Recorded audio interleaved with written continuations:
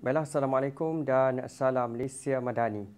Untuk makluman semua, Met Malaysia telah pun mengemaskini dan mengeluarkan aman hujan berterusan peringkat jingga melibatkan kawasan di sekitar Dungun dan Kemaman di Terengganu, termasuklah di sebahagian kawasan di Pahang dan juga Johor. Hujan berterusan juga dijangka berlaku di kawasan-kawasan yang berwarna kuning berkenaan, melibatkan kesemua jajahan di Kelantan, sebahagian kawasan di Terengganu, Pahang dan juga Johor. Keadaan ini akan berkuat kuasa sehingga 18 Disember nanti. Oleh demikian, dinasihatkan kepada penduduk di kawasan yang terlibat agar sentiasa berwaspada serta mengambil langkah yang berjaga-jaga dalam menghadapi keadaan cuaca yang tidak diingini berlaku. Baiklah, Met Malaysia juga telah pun mengeluarkan amaran angin kencang dan laut bergelar peringkat pertama, kedua dan juga ketiga melibatkan kawasan-kawasan yang berwarna berkenaan.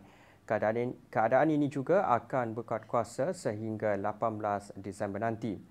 Oleh yang demikian, keadaan ini adalah amat berbahaya untuk aktiviti menangkap ikan, bot-bot kecil dan perkapalan serta aktiviti pantai dan sukan laut. Baiklah, kita beralih pula untuk melihat tinjauan cuaca semasa pada petang ini. Dapat diperhatikan ketika ini hujan lebat kini sedang berlaku di kebanyakan tempat melibatkan kawasan di sekitar Pahang dan juga Johor, yang mana kami jangkakan keadaan hujan ini boleh berlanjutan dalam tempoh masa yang agak lama. Selain itu, hujan yang sedang berlaku di sekitar Kelantan, Terengganu termasuklah di sekitar bahagian pantai barat Semenanjung dijangka boleh berlanjutan sehingga ke malam nanti.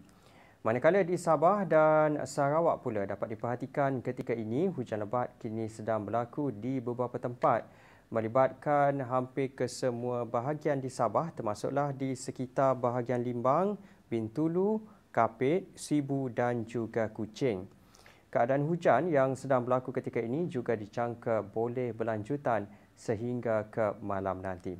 Baiklah, sekian sahaja informasi cuaca pada petang ini. Dapatkan maklumat cuaca terkini dan sahih melalui aplikasi My Cuaca atau boleh ke laman sesawang kami di www.met.gov.my. Sebelum berpisah, kita ikuti tinjauan cuaca bagi bandar-bandar utama di Malaysia serta bacaan IPU semasa. Sekian, Assalamualaikum dan salam Malaysia Madani.